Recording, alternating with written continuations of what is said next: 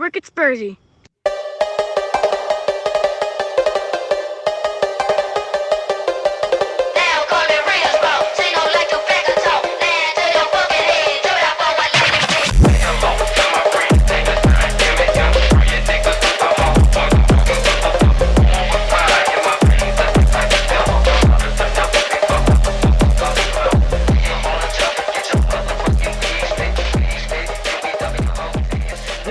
This is Wicked Spursy. We got Mike, we got Steve, and we have booted up the Nicky Winks AI to join us this evening. Gentlemen, happy Tuesday. How are y'all?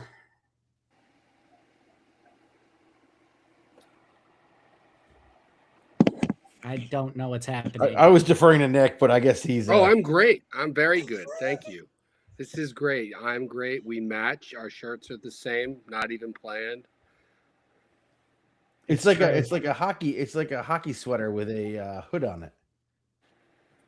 Yeah. Oh yeah. That's great. I've got a hockey sweater around here somewhere that I treated myself to. I don't know. Is it a Bruins jersey? Devils. Yeah, it makes sense here. I've had a Dougie Glatt jersey teed up that I want to get and go to a Habs game with it and see if people like either love me or hate me. Have you guys seen Goon? Yep. Yeah, of course. Oh, okay, good. No, I think Canadians will agree that movie is fucking phenomenal. It is like it's their Pride and Prejudice. Like it's just such an epic, amazing. Well, I mean, yeah, I suppose. Yeah. Their Pride and Prejudice. Steve, I'm fucking great, man. This past weekend I took my daughter to the city, courtesy of Nicky Winks here. We went and saw the sequel to the Harry Potter franchise, and it was a pretty phenomenal show. I think it was different. Apparently, speaking to Nick's friends, it was different than the previous version of the show, which was like two separate shows in one sitting, right? You had to pay for two separate tickets at the same price. They fucking got you. It's condensed. It is condensed, and she said it was. She did say it was much better. She said a little bit too much dialogue in the original version. Yeah. This was phenomenal. It turns out Harry Potter is kind of a dick and a terrible dad. Terrible dad. Who knew? I mean, also we got to go see the game. We also got to go see the match at New York City Spurs, which is always wonderful. Mike and the crew treated us very well as usual. We went to the donut pub next door, which was great. I got a lovely French cruller and a terrible coffee. Oh well, that's unfortunate. It's like the Elf, world's best cup of coffee. Congratulations. It doesn't sound like the world's best cup of coffee. Oh, it was terrible. And I have to ask, it's my obligation as the host. When are you and this other Mike going to have your Highlander duel? Well, I don't currently hold the sword, so it's going to be tough. It's going to be tough to when he holds the sword, and I feel like my head might be chopped off at some point, and I will. Mike, you got to practice. Well, Steve, I'm not confident. I'm not confident in my skills. Well, then use cheap tricks. Make sure when you're getting ready for that duel, you fill your pockets with sand so you got something to throw in his eyes. Oh, I thought you meant like, I want you to want me. Like cheap trick. Cheap trick, huh? Yeah. Speaking of cheap tricks, let's talk to our AI. How are you doing, Nicky Winks? Like I said, I'm great. I'm really I spent this past weekend in wonderful Montreal with the kid. Well, there's a fucking surprise. And I know. And we were a little sad to not go down and see the show, but was incredibly happy that Mike and his wonderful daughter got to enjoy it. I didn't know they condensed it. That's actually pretty cool because when we saw it, it was 2 separate shows, 3 hours or 2 hours each, and there was like an 8-hour intermission. It was miserable. Because you couldn't go 8-hour that. intermission. Yeah, because the show was in the morning and then again at like 8 or 9 o'clock at night. But I'm really happy that you guys got to enjoy it. The special effects on a Broadway show are like, how the hell did they do that? The Dementors were really good, dude. Yeah, Magic, dude. Overall, I'm pretty good, man. I'm excited to talk about our our joyful club. Welcome to another episode of Spurs in Crisis. You can tell that we're in crisis because we are continuously delaying the inevitable where we talk about the actual game. And I'm going to further delay by telling you all about my weekend, in which I don't remember what I did because that was days ago. And how am I expected to keep track of that? You're going to stop microdosing mushrooms. You know what? I'm going to macrodose now. I was going to say, maybe you need to macrodose. It's the only way to get around it. I will say I did have a fun experience last night refereeing some futsal in which I had to yell at both sets of coaches. And I felt like fucking George Costanza from Steinfeld at one point. So what ended up happening was, goalie made a save and held onto the ball. And at that point, both teams tried making subs. And I yelled at both of them, like, that ball is alive. You cannot make subs right now. And, the one guy's, one coach was like, oh, sorry, I thought it was a dead ball. That's my bad. The other coach is like, but, we're the ones who are down. And, he made the save. So why can't I make the sub? And I just looked at him and I was like, we have rules. We live in a society. We're civilized. We're not animals. God damn it. But it was, it was an interesting night.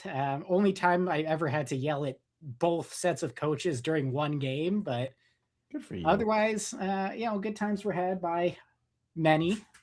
Certainly not the losing teams, but that's I'm going to blame the coaches for that one because that one guy was not very good, to be honest. Well, Lucas's team blew a 4-2 lead with like 3 minutes left tonight and ended up losing the championship in penalties. So fantastic. You know what that means? That means it's time for us to continue on our depressing spiral and talk about Tottenham Hotspur. So with that unhappy note, let's get into the game. We had a game, or at least one team showed up for a game. I'm not entirely sure what Tottenham was doing, but it certainly wasn't their best. Mike, how would you describe that?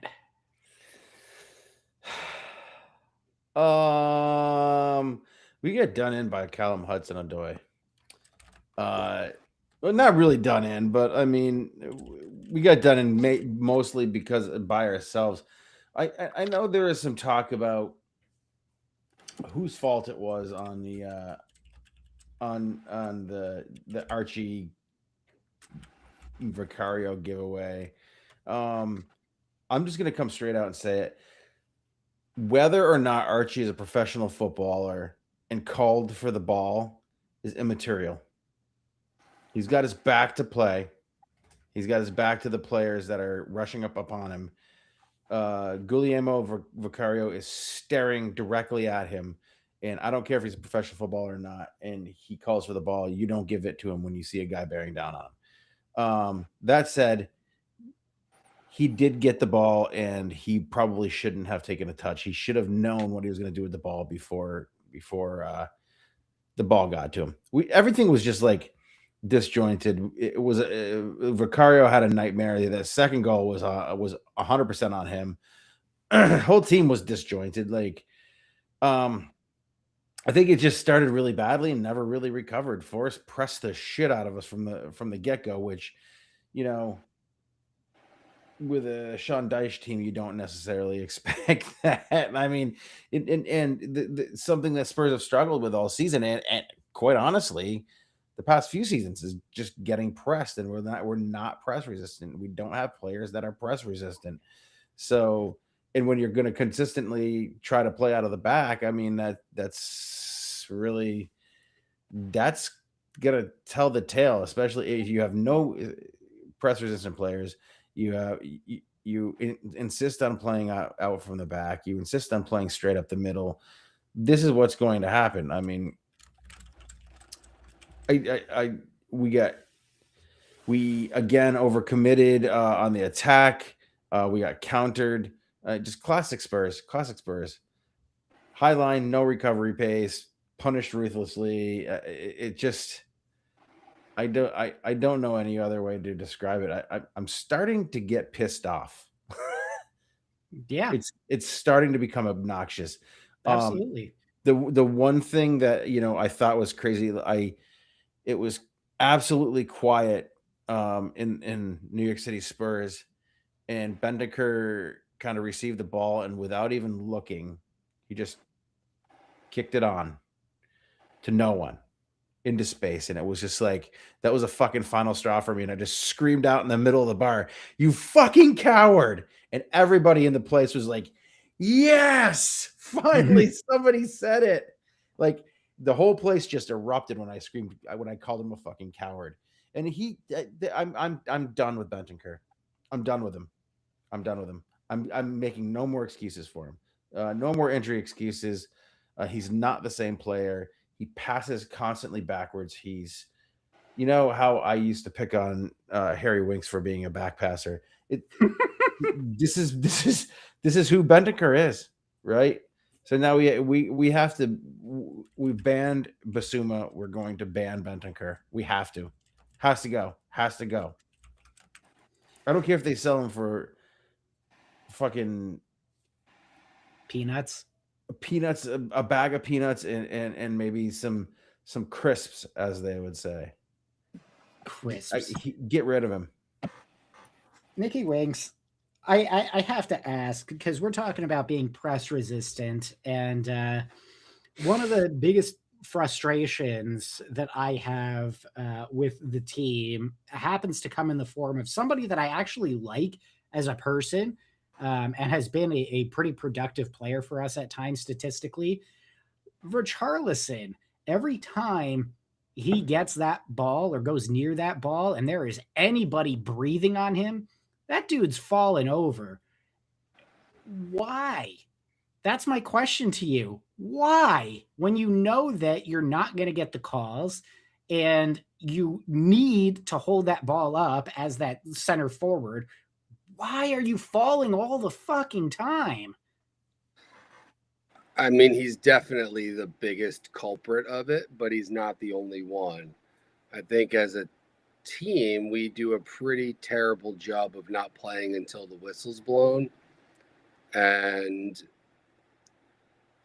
I mean, I think we've seen, like, it's almost gotten to the point where, like, refs are not going to call it, even if he is fouled, because he flops so frequently. I'm surprised he hasn't carded more for it. Joey just throwing himself to the ground, or, taking a soft touch on a pass. And then there's other times where you look at Richarlison and you're like, man, that guy's fucking good. And he's got those glimpses of, like, he'll run for 90 minutes straight and wreak havoc and force goalkeeper errors. And we just seem a bit lost right now. Almost like I feel like the team has no identity right now. And is it Thomas Frank? Is it getting rid of Ange after we won the biggest prize we've won in 50 years? Is it? I don't know. I think, to what Mike was saying about Bentancur and a few of the other guys, like, statistically, most of our goals we've given up this season have been off of individual dipshit errors. Mhm. Like, it's not like they're, breaking us down like a 3-against-2, or like, we're not even giving up that many set piece goals, which was like, we bled those out last year. And the season before it was like, oh, corner kick, other team's going to score. It was like a guarantee. Not this season. It's stupid, bonehead, dipshit errors. Whether it's Vicario doing something stupid or, one of our dipshit midfielders half-assing a pass or being easily stripped of the ball. That level of like inconsistency is what's doing us in right now, I think. And we can blame the tactics all we want and say, oh, it's Frank's tactics and whatnot, but like I'm with Mike in that some of these players like Betancourt, get fucked. Like, you don't seem to give a shit. And that's where I'm like, man, I can't wait till Madison's back and like a few of these. And I got to imagine if you're like a guy like Kudus or even Xavi that's like making runs and going off and like there's just no service for you. And I could go all day, but I cut you off, Steve. My bad. No worries. But both of you have kind of alluded to it, right? So let's just dive right into it. The conversation, is it players or is it manager? And I know that this is a pretty, this has the potential to be a pretty intense conversation. So I just want to read a quote from the godfather of Wicked Spursy, our pal Dave, who wrote to us Sunday morning and says, when managers change, when tactics change, when outcomes don't change, the problems become glaringly obvious. This squad is full of 6 out of 10 players with a few capable of the occasional 8 out of 10, simply not good enough. So it's clear from his perspective that it is a player issue that we need to resolve. Mike, I know you were very passionate about the opposite. You felt it was a tactics issue and it's a manager issue. Having put some time between that conversation and now, Mike, do you still feel it's a manager issue, or has Dave's point grown on you? No, I mean, Dave's obviously he always makes valid points. And it is partially a player problem. But I've always said, what is the manager there to do? He's there to manage the players. He's there to give them the tools that they need to succeed. And whether those tools are, tactics, because he's obviously a very brilliant tactical manager.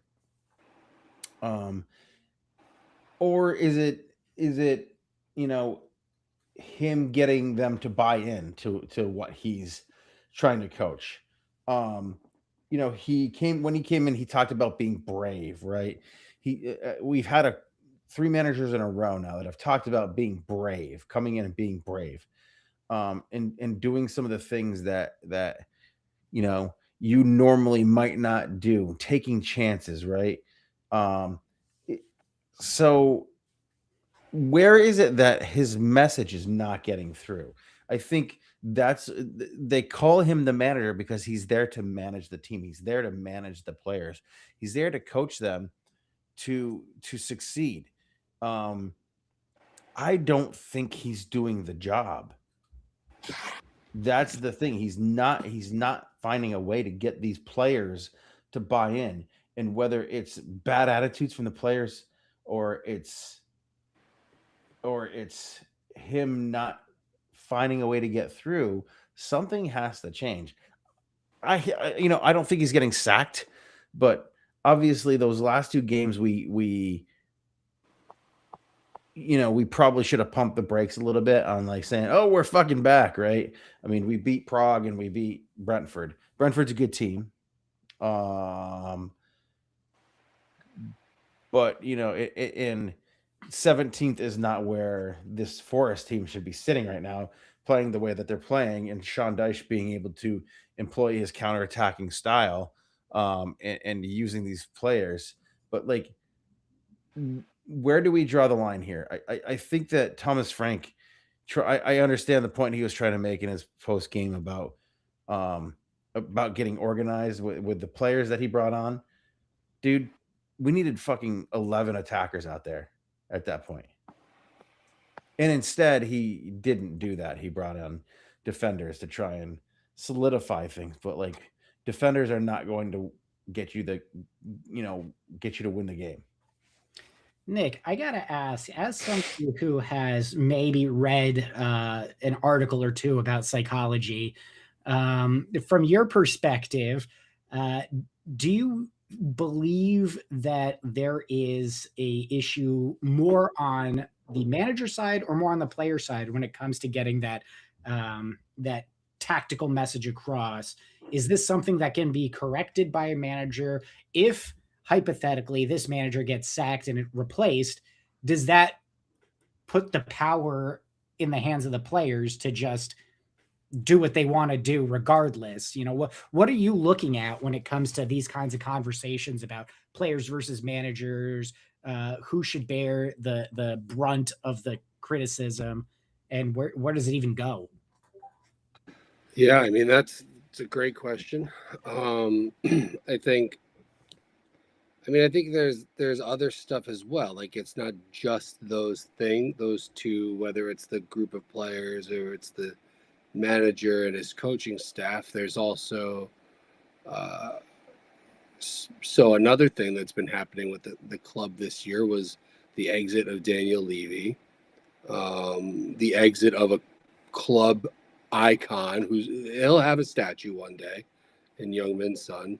There's this incredible thing at our team that everyone gets injured all the fucking time. Like like our medical staff, I don't know if they're all like just some people that maybe studied a little bit on physical therapy, but I think I hope Frank doesn't get, even though I'm not in love with Thomas Frank, I hope he gets the chance to build and to try to create something for us. I do think a lot of our issues stem from our players that, if you look at them, you're like, how many of these fucking players would actually get into Arsenal's team or get into City's team?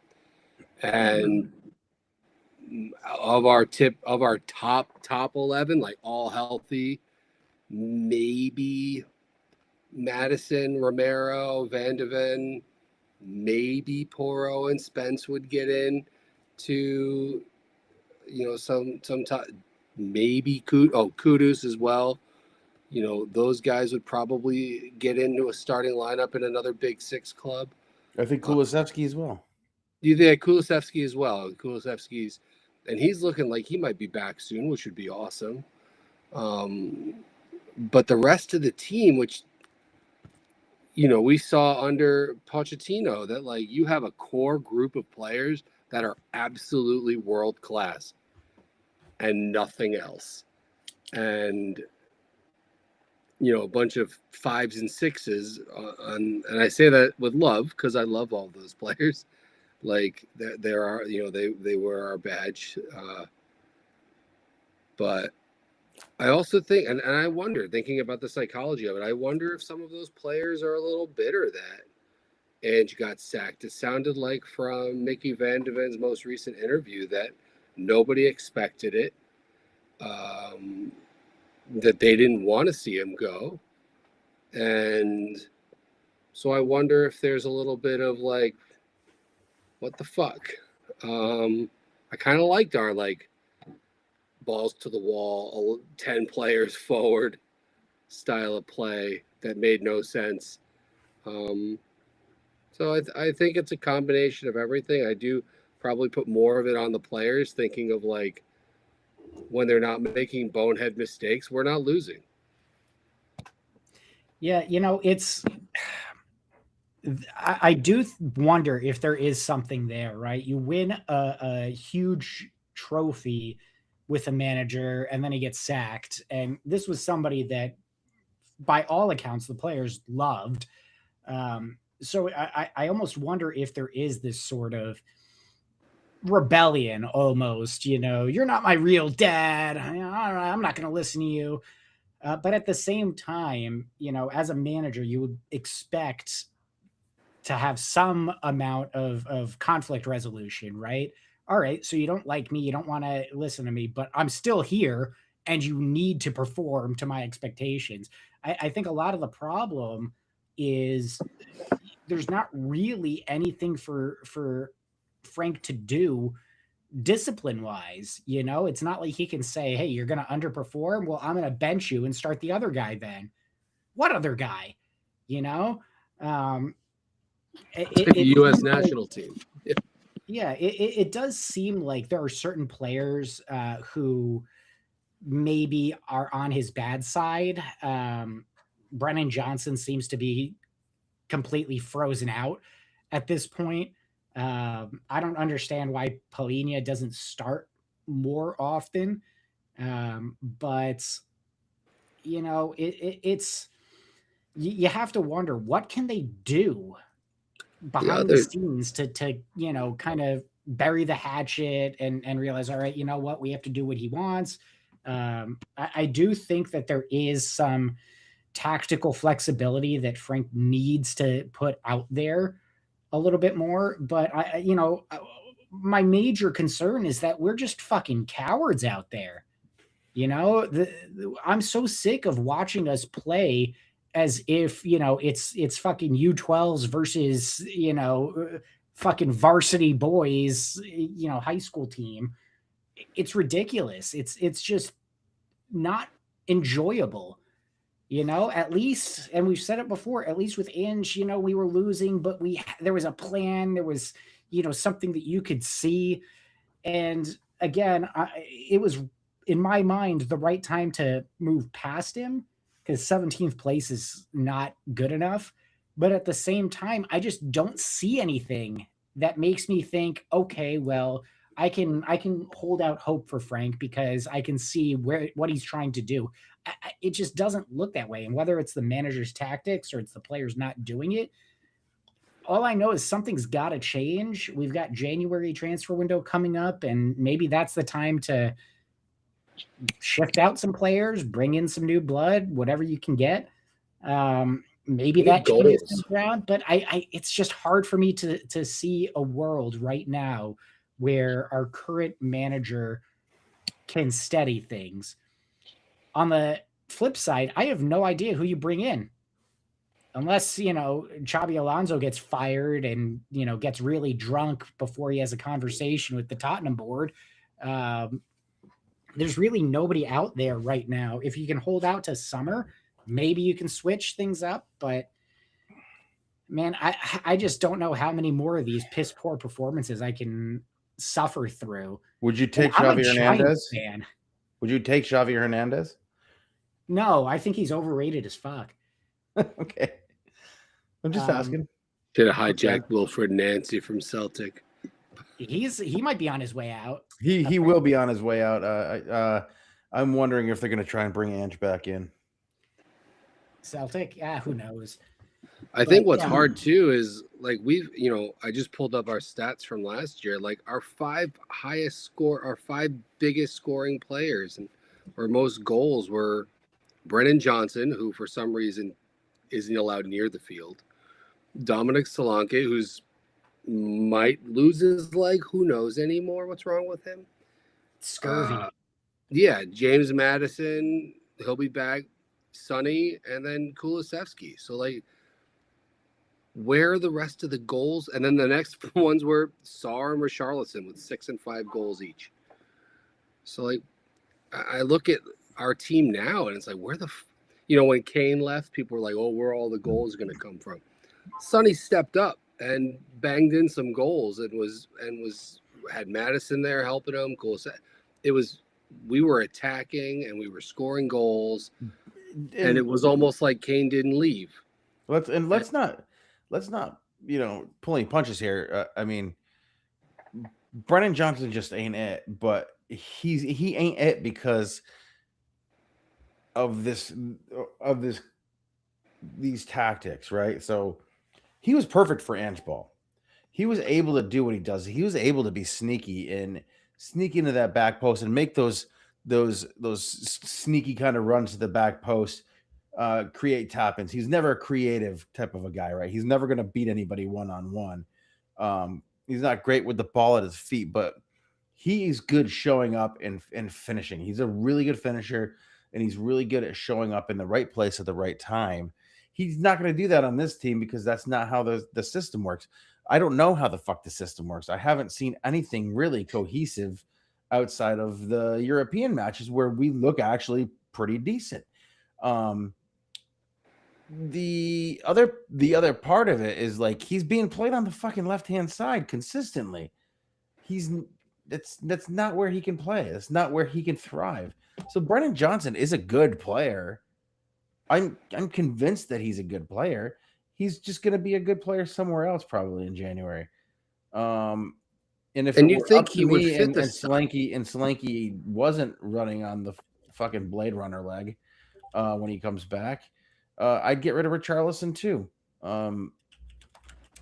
He just ain't it. This painful rebuild is becoming more painful by the minute, by the second, by the day, right?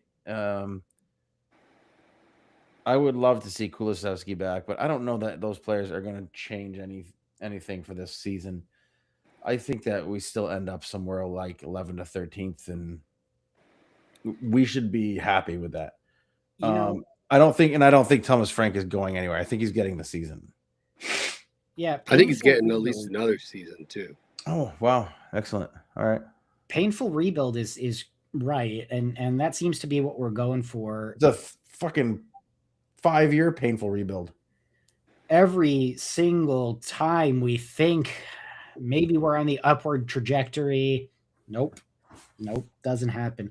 So the question becomes, how do we deal with a painful rebuild? And, I think in my mind, one of the best ways is to ask, hey, Mike, what you drinking? Oh, fuck you.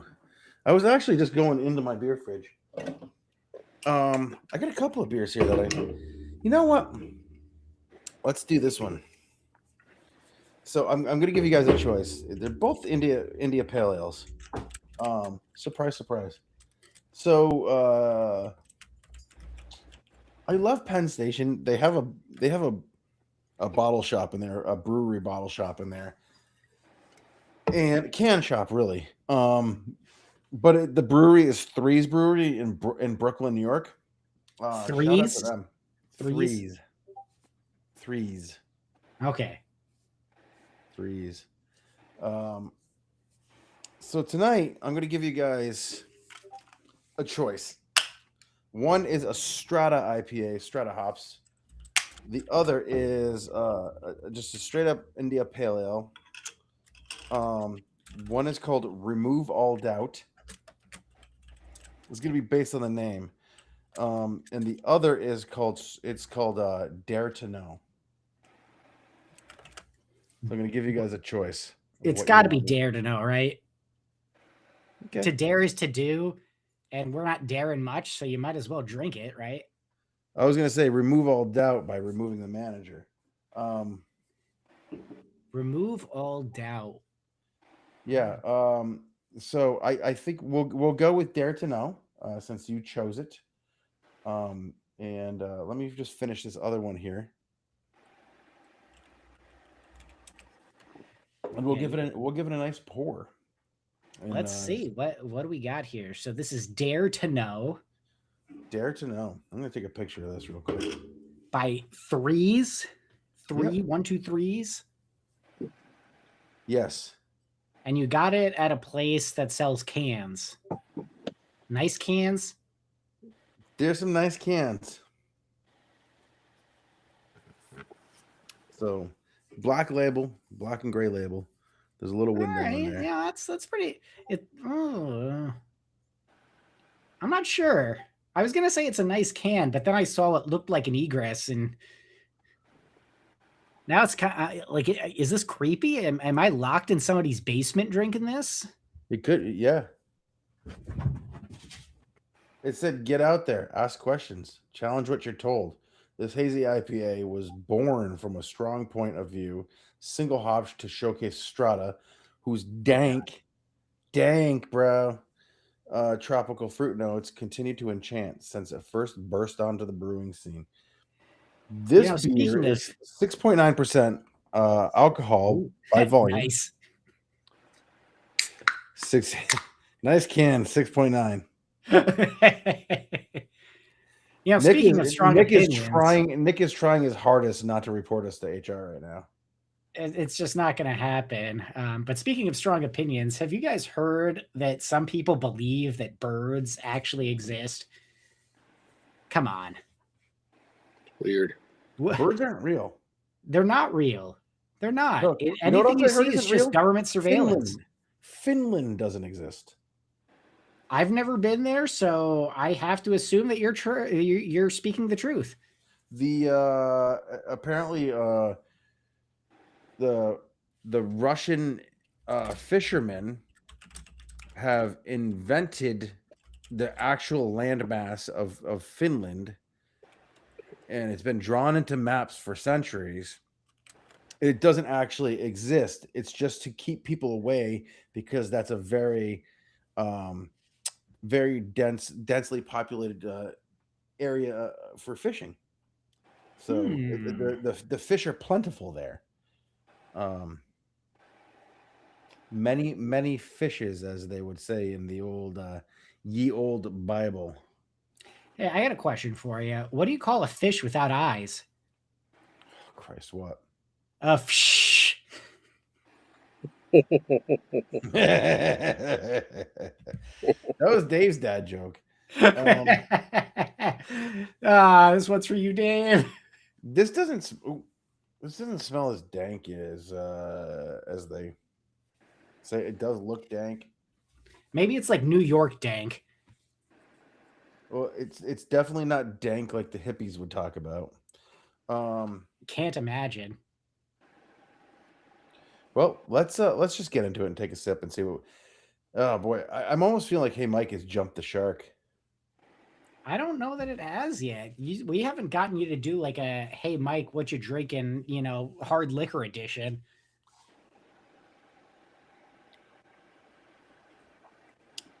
Maybe that's the way to go. Ooh, signature cocktails. We'll have Nikki Winks come up with a cocktail for you to drink. I'll do that if you guys buy the ingredients. Serve it in a pizza. So Strata hops are kind of a newer hop version variant. I believe their Strata hops were from New Zealand. They're usually like grapefruit, a lot of passion fruit, whatever happened, melon, berries, that kind of stuff. This beer, I expected it to kind of have. It acts and looks like a hazy. I expected it to have kind of that thick mouthfeel, like we've talked about in the past. The flaked oat, creating that kind of heavy mouthfeel.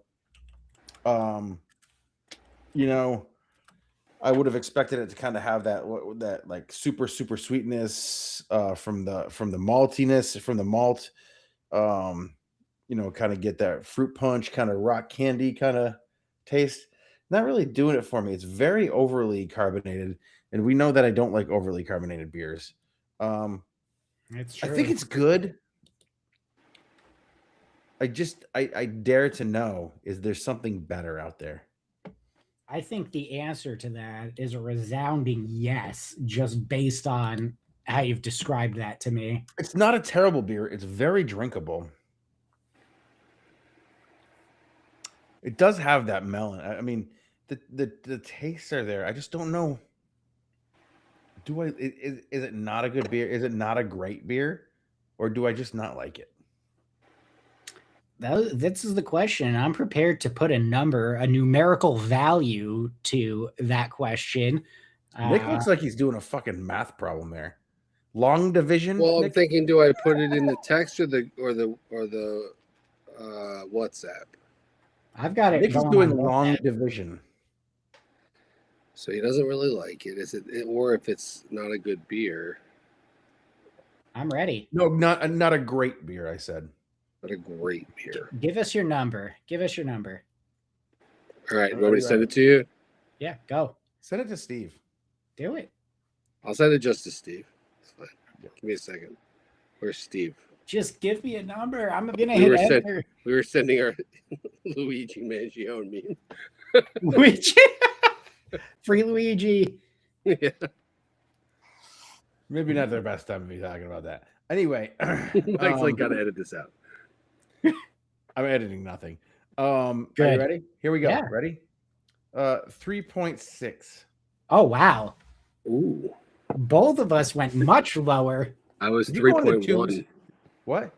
I went with 3.1. Okay. Well, I mean, you're not far off. I had Wow. 3.0. Guys, before we get back into the football talk, I do want to mention that our very own Brian from Rhode Island became a dad for the second time. Yeah. And we must mention that we did wish that his new child was a masculine child, and it was. Speak for yourself. I wanted it to be a Kraken. A Kraken. It's yet to be seen. He might develop and grow into being the Kraken. There we go. But yeah, I just want to offer my sincere congratulations to the McGurk family, and we wish all the best for him, his wife, his daughter, and the newborn baby. Yeah, I really want a future where our dear friend Brian can be charging into battle on the back of a Kraken, holding a saber that he has acquired through, his own methods, probably melting down some gold from Scrooge McDuck's vault.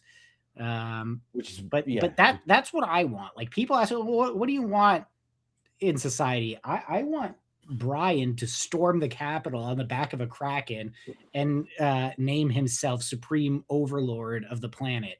That's what I want. I would love that for Brian. I also have to say that, like, they had to leave their house in the midst of the terrible tragedy that happened in Providence, Rhode Island.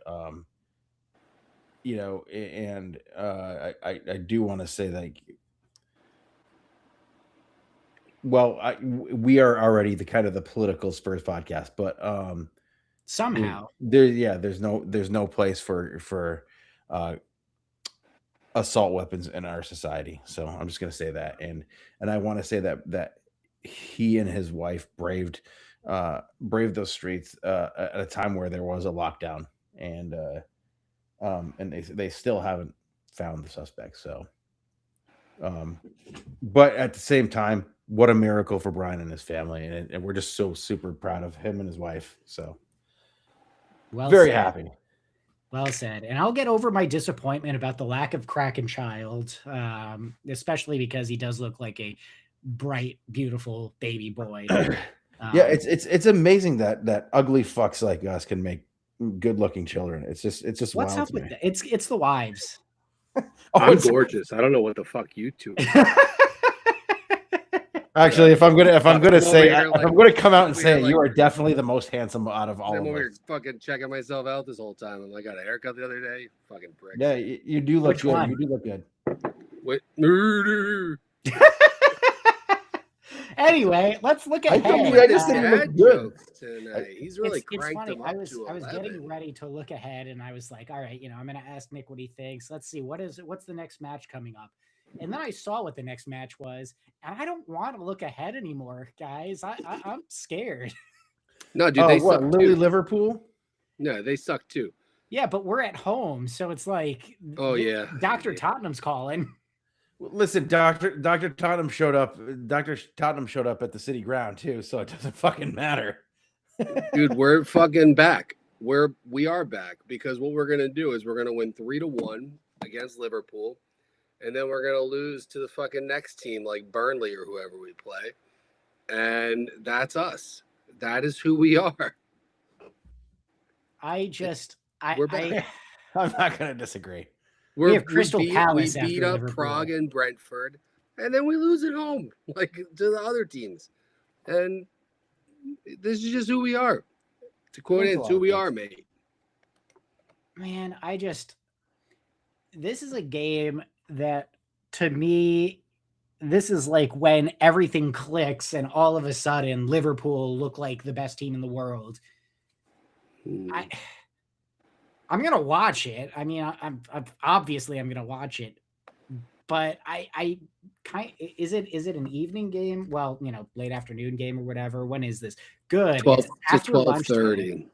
Yeah, so at least when I'm hammered, it's not that crazy, right? Yeah, I mean, the good news is we got Brentford again in a few weeks, so that's fun. Something to look forward to. I was 4 Guinnesses deep by the end of the match the other day. And so that was like 11 a.m. I was already 4 Guinnesses deep. And then I got on a train and drank a couple more beers. Train. Oh, that's right. I forgot you took the train. 3-hour train. I didn't take it from St. Albans, which I want to try and do someday, but it's like 7-8 hours. It seems like it's not even, it's on the Vermonter, so it's not even a quick train. It's not even a fast train. Why can't we have nice things? Well, it's because of the Orange Menace. But oh yeah, that's right. True. Damn. Anywho, so yeah, we have Liverpool coming up. So will Mo Salah be playing? Will he not be playing? I don't think he's playing. Which Liverpool is going to show up to Tottenham Hotspur Stadium? The one that bends us over the table. Probably their U18s, and they're probably going to beat us. Give us the business. Look, I think this is a good matchup. On paper, it's not a great matchup. I think the way that both teams are playing and behaving right now, I think that there is a slight difference in what's happening. I think that Liverpool made they made a bad decision on a player like Isak. They made some good decisions on some future talent for themselves. I think that what Liverpool did is they miscalculated with some of these signings, and the miscalculation came in, can they play in that system, right? Can they make it work in the system that their manager that their manager put out there? It's kind of like Chelsea, right? When they a couple of years ago when they spent $1 billion in like one window, 2 windows, they had like 45 guys in their dressing room. Guys were sitting on the fucking floor. So I mean, they just don't know where they are right now or who they are. They're coming off of winning the league, right? So you would expect that they would go out and make some prudent signings, some smart signings, and they just bought fucking players to buy players, it seems like, whether or not they fit in the system. So they had a superstar name, they went out and fucking tried to buy them. And that's a problem, right? I think Tottenham's just not buying the right players, or they're buying players for the future. And those players that they bought for the future were bought for Ange, right? I think Kudus is a Thomas Frank player. I think Xavi is a Thomas Frank type player. Xavi needs to still adjust to the speed and the physicality of the Premier League. He plays really well in Europe. He has been playing really well in Europe. I think Matthias Tell is a Thomas Frank type player, a guy that they're going to develop. I think we have supreme talent out there. You're not going to like to hear this. This might be a hot take, but I don't think Lucas Bergvall is a Thomas Frank type player. I think he can be, but I don't think he is currently. But Frank has this knack to kind of develop players. And on one hand, I do agree with what Nick said, is that we have to give him some time to kind of develop players, maybe get some players of his own in there. I think James Madison is a Thomas Frank type player. I think Dejan Kulusevski is. I don't know that Solanke is.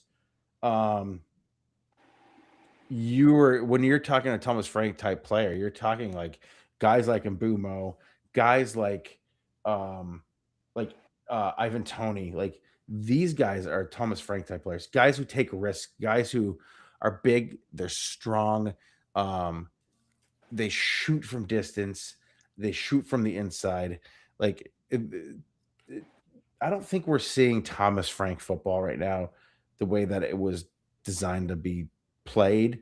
And I think that's because a lot of these players are not meant for his system. And maybe I've said this in the past, and maybe I'm wrong. I'm probably wrong. There's a lot more people out there that are smarter about this shit than I am.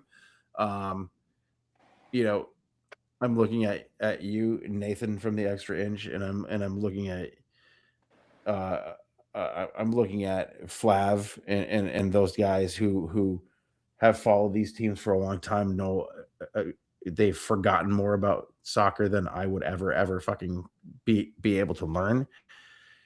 And I look to the podcasters because the podcasters are the real guys, the real fans that are out there, that are, pundits will say things just for clicks. They'll say things just so they can get their face on the internet. They can get their shit out there on the internet.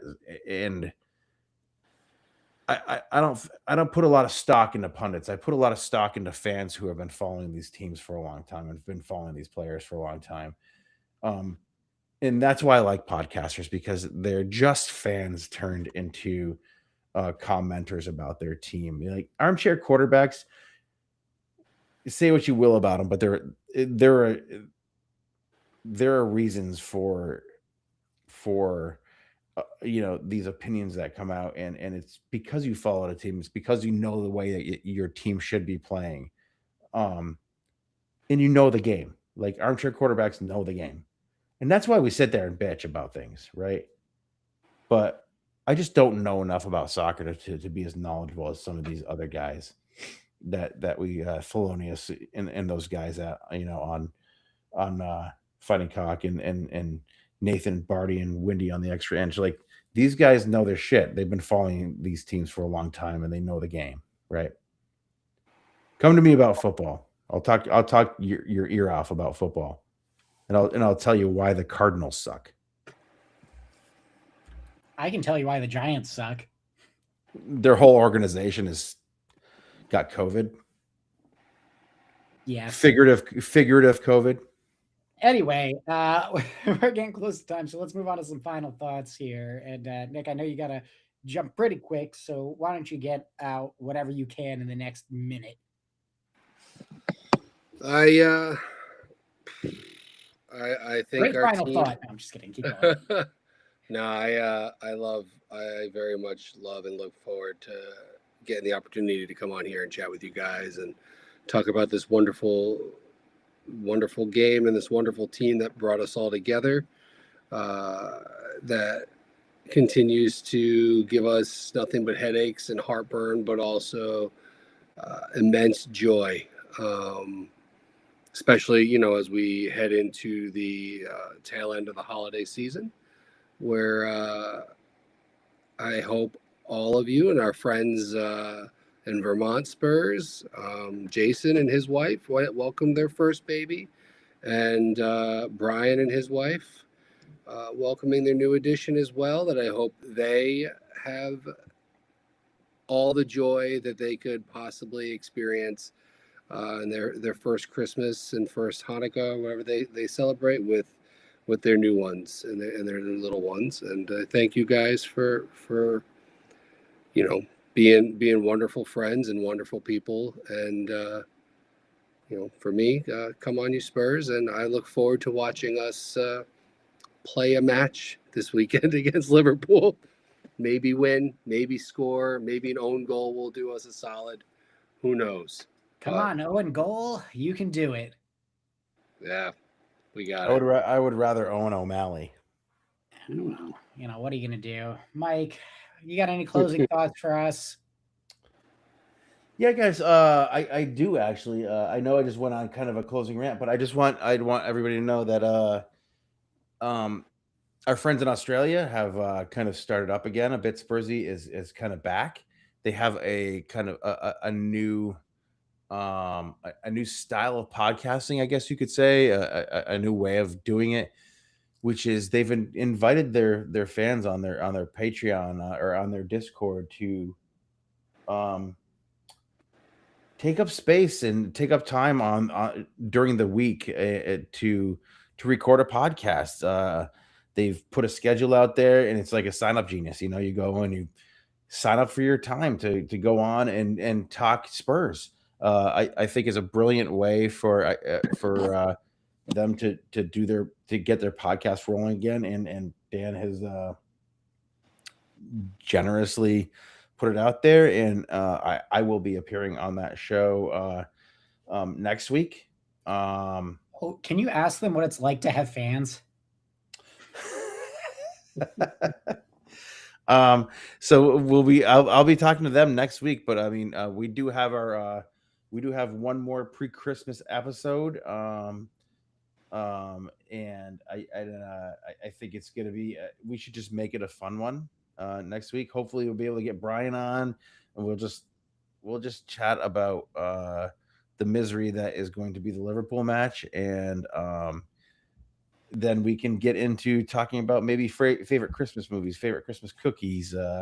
We'll do a little half and half episode where it's just nice and fun and everybody has a great time.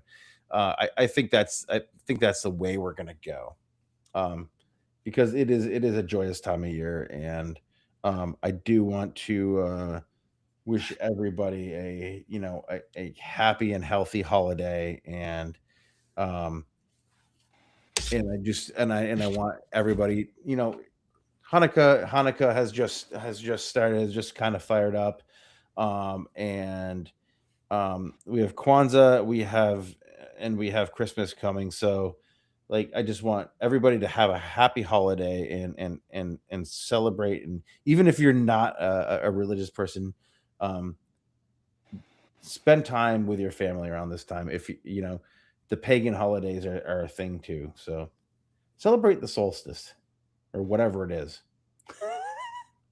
Enjoy that limbo period between Thanksgiving and the end of the year where nothing really gets done. That's my Exactly. thought. Yeah, my closing thought. I'm going to give an update actually, because I last week I talked about the charitable donation that I wanted to do with my son, and I am pleased to announce that he went through with it. It was actually a really cool experience. I brought him to the store, and I gave him full reign. Go pick something out that you think we should donate, and he goes and he picks something that he wants himself, not because he wants me to get it for him, but because in his mind, if I want this, then another child might want this too. So we bought it, and the entire time, there was no crying, no, oh, can I get one too, or and nothing like that. He understood the assignment. We brought it down to the toy drive box, and he himself carried it over. He put it in the box, and walked away, and we got to have a nice conversation about how um, he's really helping somebody who might not be able to get as much for Christmas because maybe they've fallen on hard times. I mean, we know that there's a lot of that going around, and it's just a really nice thing for him to do. What he doesn't know is that I went back to the store and I bought him the same thing as a Santa present, just to kind of reinforce the whole you did something good, and good things happen when you're kind and you do things selflessly. Um, so it was a really great experience. He was really excited about it. He told his teacher at school. He told his martial arts instructor. He was just really stoked that he was able to do something like that. And at 5, I'm not sure he totally understands just how great that was for him to do. But I mean, it was something that was important to me to start early, and I was so happy that he bought into it and was willing to do that and not complain or not see or ask, what's in it for me? What am I going to get out of this? It was just, oh, this is something we need to do because it's the right thing to do. Okay, well then let's do it. It was excellent. I was very happy that we did that, and I'm now very excited to see how he reacts on Christmas when Santa has rewarded him for being on the nice list. I can't believe that you made your son give somebody a Richarlison jersey. I've got a Richarlison jersey hanging up in my closet. My son wears his. He likes his green Richarlison jersey. Steve, I think that's phenomenal. I really do. And there is something about giving back, and I'm glad that you were able to reward him by getting him that same thing that he so graciously donated. I mean, it's good. That's good parenting right there. It really is, and it's just it's a testament. And he's becoming a true Vermonter, a true New Englander. The and just to leave you with this, Vermonters, we're not nice, but we're kind. We're if we see you off in a ditch in the snow on the side of the road, we're going to pull over. We're going to help you get out of that ditch. And then we're going to tell you how stupid you are for the reason that you went in that ditch. So we're not very nice, but we are kind, and we will help you.